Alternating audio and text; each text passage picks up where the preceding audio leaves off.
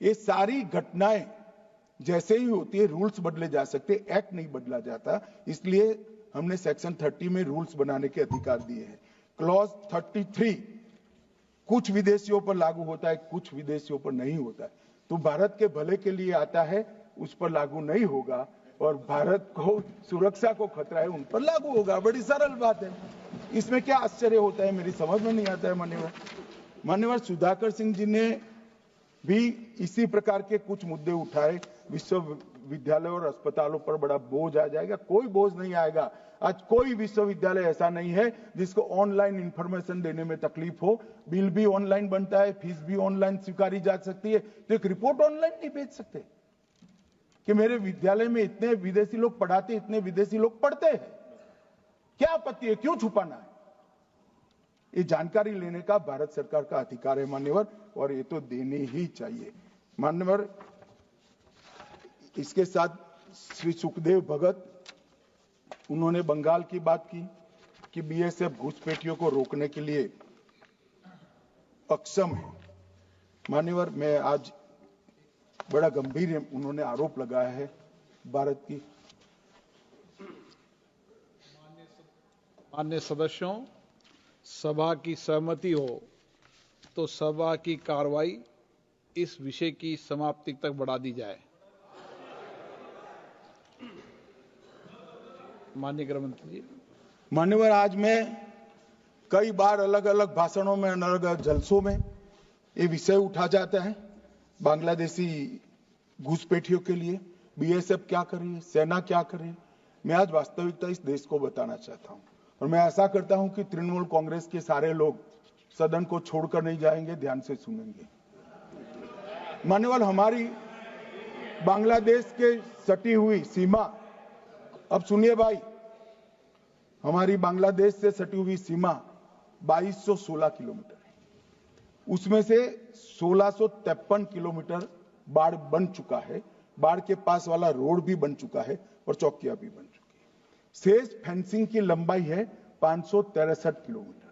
563 kilometre सीमा आज भी खुली है, और शेष फेंसिंग जो 563 किलोमीटर है, उसमें 112 किलोमीटर फेंसिंग ऐसी है, बॉर्डर ऐसी है जिसमें बॉर्डर फेंसिंग व्यवहारू नहीं, नाले हैं, नदियां हैं, ऊंची नीची पहाड़ियां हैं, जहां 112 किलोमीटर में फेंसिंग हो ही नहीं सकता, और 450 किलोमीटर जहां फेंसिंग होता है वहां बाकी है।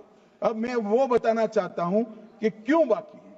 ये 450 किलोमीटर के लिए मान्यवर, मैंने डीओ लेटर लिखकर 10 रिमाइंडर करे हैं। बंगाल सरकार भूमि नहीं देती मान्यवर।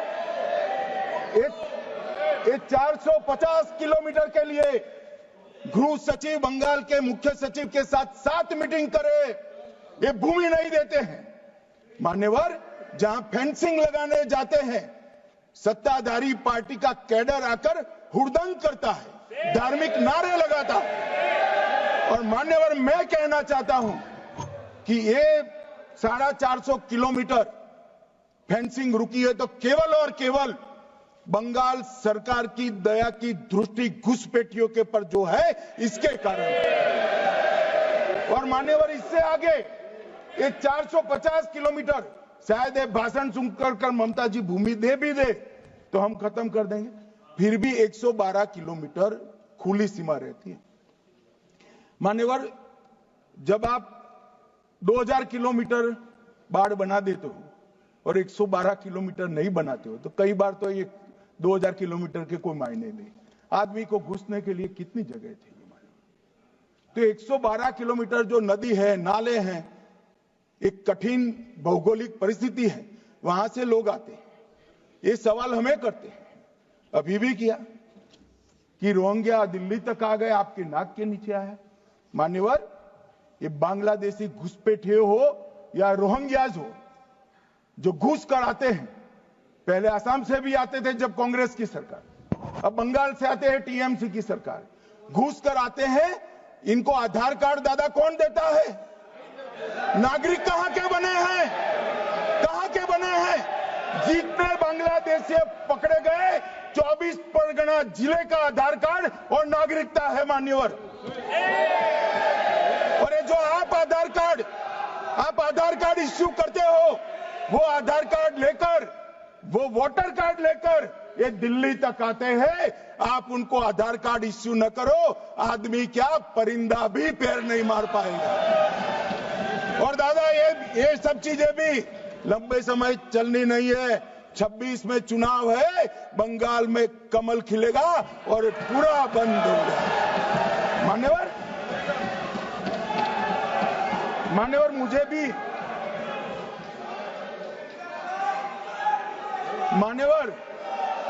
मैं आज कहना चाहता हूं,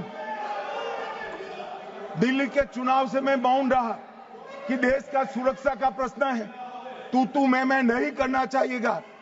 आज मौका भी है, दस्तूर भी है। इन्होंने सवाल उठाया, मैं बिल भी ये लेकर आया हूं, इसलिए मैंने देश की जनता को सत्य बताया है। ये 450 किलोमीटर जो आपकी कृपा से खुली रही है, वहीं से घुसपैठ है, वहीं नागरिक बनते हैं, वहीं आधार कार्ड बनाया जाता है और देश भर में फैल जाते हैं। मान्यवर,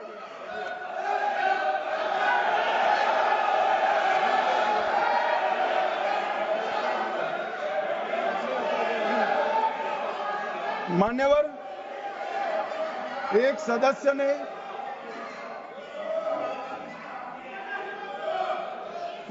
सदस्य ने मुद्दा उठाया कि पासपोर्ट रैंकिंग में 50वां नंबर है। मान्यवर, ऐसा कोई सरकारी सर्वे नहीं है, एक निजी एनजीओ ने सर्वे कर दिया है। अब मुझे ये समझ में नहीं आता, इंडी अलायंस के नेता जब से राहुल गांधी बने हैं, सरकार के अधिकृत डेटा की जगह वो एनजीओ का ही डेटा खंगालते हैं। कई बार तो भाषण भी एनजीओ का दिया हुआ करते थे मान्यवर, और कई बार छापा बगैर का संविधान भी लहरा देते हैं। मुझे मालूम नहीं है क्या हुआ है इस देश को। कनिमोजी जी ने कहा कि इतने सारे तमिल शरणार्थी आए हैं, इसके लिए भारत सरकार की नीति क्या है। बहुत अच्छा मुद्दा मान्यवर, मेरा भी वो शरणार्थियों के लिए दिल इतना भी दुखता है जितना कनिमोजी का दुख। मगर उन्होंने कहा आपकी नीति क्या है। मैं नीति बताता हूं।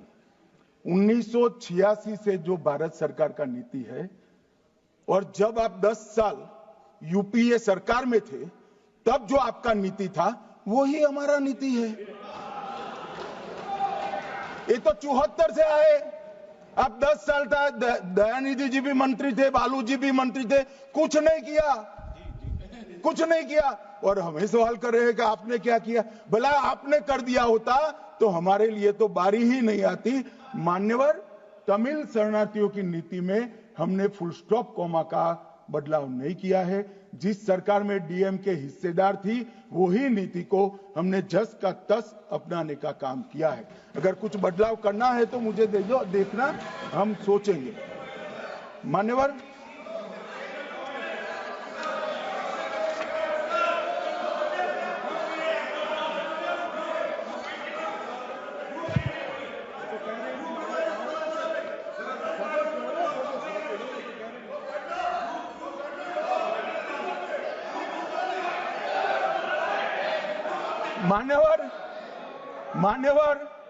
मुझे अब तक एडीएमके के सारे एमपी 4 बार मिले अलग अलग समस्या पर, एक में भी तमिल शरणार्थी का जिक्र नहीं है। और कहते हैं डू समथिंग। भाई आप तो कहते हैं ना, हमने तो आपकी नीति पर चले, हम माने ये सच्ची होगी। अभी भी आप दीजिए, हम सोचेंगे इस पर।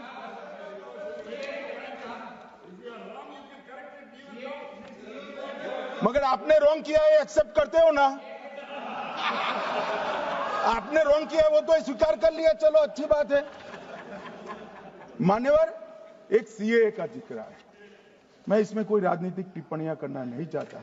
मैं इतना कहना चाहता हूं कि आजादी के वक्त जब आनन फानन में देश का विभाजन किया गया और दोनों ओर भयंकर खूनामार की हुई, हजारों बौद्ध, हिंदू, सिख लोग ट्रेन की ट्रेन भरकर काट दिए गए मान्यवर, तब हमारे देश के नेता गांधी जी, नेहरू जी, सरदार पटेल सबने अपील कहा था कि वहां रह जाइए, अभी स्थिति ठीक नहीं है, बाद में भारत में आपका स्वागत है, आओगे तो अब भारत के ही माने जाओगे।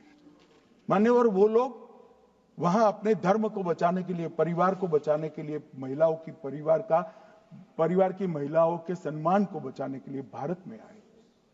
आने की व्यवस्था नहीं थी, कोई पॉलिसी नहीं थी, कांग्रेस की सरकारें बना करती थी। मान्यवर, कांग्रेस वादा भूल गई, वो घुसपैठ कर आए, सो कॉल्ड घुसपैठ, मगर मैं इसको घुसपैठ नहीं मानता, ये रियल शरणार्थी है। मान्यवर, रियल,